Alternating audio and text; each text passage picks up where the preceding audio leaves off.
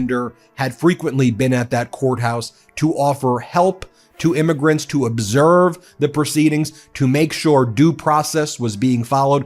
The immigration courts are dismissing the cases of the immigrants who are showing up for due process. Then the Trump Gestapo, the ICE officers, they wait in the bushes or they wait outside. This was from June 5th, 2025, where Brad Lander explained, I'm going to show you this clip where he was beginning to do these observations. As you heard there, Brad Lander was saying, I'm not obstructing. You're attending an immigration hearing focused on protecting vulnerable families and, suddenly, ICE agents surround you. You're not a defendant. You're not even on trial. You're New York City Controller, Brad Lander, and you're under arrest.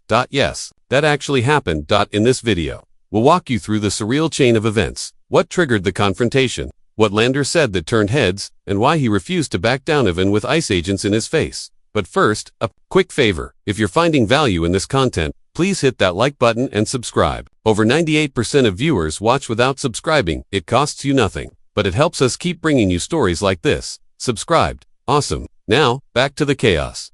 Picture it, a crowded courthouse, full of immigration lawyers, families, and advocates navigating a maze of bureaucracy and hope. Tension is normal here, but today, things took a surreal turn. New York City Controller Brad Lander, more known for budget reports than confrontations, suddenly found himself surrounded by armed ICE agents. It felt less like a courthouse and more like a movie set gone wrong.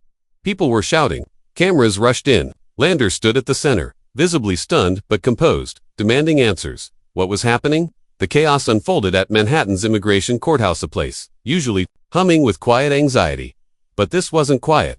Donald Trump's goons at ICE just did it again. They physically attacked, accosted, and arrested a prominent Democratic politician, this time in New York City. They attacked and arrested the New York City comptroller named Brad Lander. Brad Lander's wife just posted the following message. Hi, this is Meg Barnett, Brad's wife. While escorting a defendant out of immigration court at 26 Federal Plaza, Brad was taken by masked agents. Do you have a judicial warrant? Do you have a judicial warrant? Can I see the judicial warrant? Can I see the warrant? I will let go when you show me the judicial warrant. In one corner, immigration lawyers flipped open their notepads, trying to make sense of the madness. Families clutched paperwork, eyes wide with fear and confusion. And there was Lander, New York's financial watchdog, calmly, but firmly asking the basics. Why are you detaining me? Where is your judicial warrant? ICE agents didn't respond. They just flanked him, silent and unbothered by the legality or lack thereof what they were doing. The whole thing felt eerily choreographed, like a dress rehearsal where Lander was the only one who didn't get the script. The contrast was surreal, suits and briefcases clashing with tactical vests and weapons. It wasn't a courtroom anymore. It was something else entirely. Imagine Law and Order. If someone stripped out the dignity and swapped it for confusion and bad stage direction. And the strangest part, these heavily armed agents weren't chasing a fugitive. They were detaining a city official whose only crime appeared to be standing up for human rights. Just left immigration court proceedings at 290 Broadway, where families were coming in for hearings, and ICE is making them subject to what's called expedited removal. These are families who have been here for more than a year, who have applied for asylum, and they have a right to have their case heard. But what Donald Trump and ICE are doing now is stripping that right away from them. It's terrifying for the city of New York. It's terrifying for the rule of law. So I thought it was important to show up.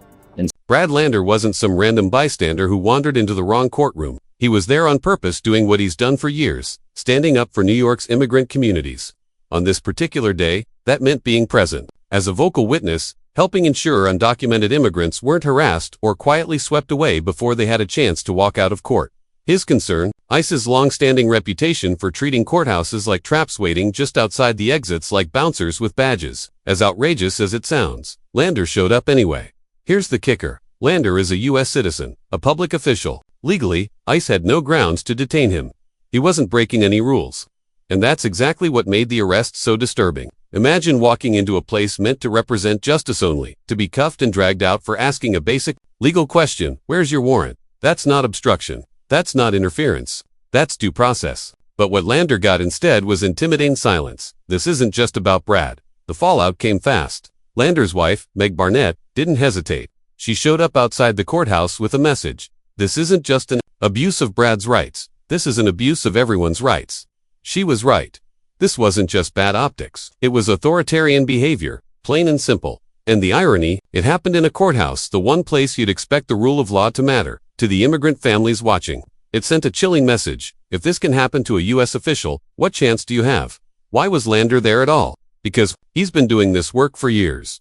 Brad Lander isn't new to immigration courts. He's spent countless hours observing proceedings, walking families out after hearings, not to shield them from ICE, but to bear witness, to show someone was watching, to say, you are not alone. He explained it simply. I thought it was important to be there to help these families see that due process still matters. But ICE didn't see it that way. His presence wasn't convenient, it was a threat. His quiet, consistent advocacy disrupted a system that thrives in silence. Lander's arrest wasn't about law-breaking. He didn't interfere. He wasn't disruptive. The footage shows him calmly asking for legal documentation. And instead of answers, he got handcuffed. Because this wasn't about enforcing laws. It was about sending a message. A message meant to scare everyone. That message was loud and clear. Speak up, and we'll make an example of you. The goal isn't just to silence Lander or Senator Alex Padilla, who faced similar retaliation. The real aim is to scare the rest of us. The lawyers, the advocates, the community members who might think about helping. When high-profile figures get punished, the ripple effect is massive. ICE knows this. That's why arrests like Lander's are often less about criminal conduct and more about public performance. Political theater with cuffs and cameras. And the research backs this up. As Senator Padilla pointed out, the majority of immigrants in ICE custody have no criminal record. So what's really being enforced?